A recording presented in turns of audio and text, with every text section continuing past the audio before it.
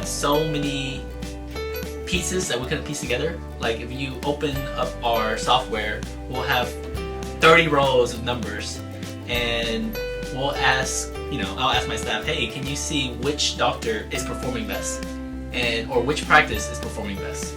And before, we had to enter numbers in Excel or some other, Google form sheet or something, and then we'll chart it, and then we'll look, okay, this is how we're doing it for this office. Well, now, luckily we don't have to. Now we can pretty much do it in real time. We just go online and your software just kind of pulls up our practice management, and it shows us graphically how well this practice is performing.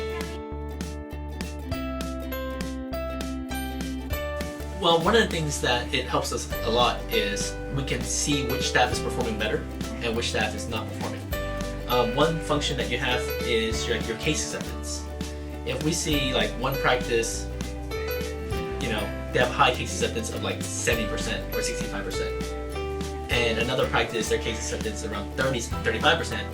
Now we know where the problem is, exactly where the problem is. We know it's not in the marketing because we're getting a whole bunch of new patients. We now know it's part of the treatment plan person who's presenting it, and maybe we need to work with the treatment plan coordinator in training them on how to present treatment correctly.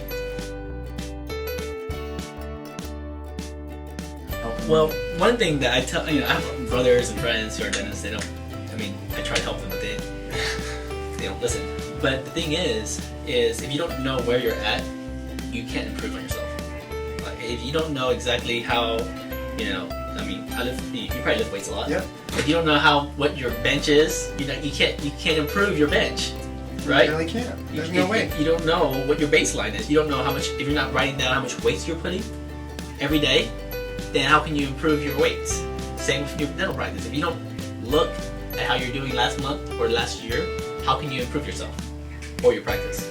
Yeah.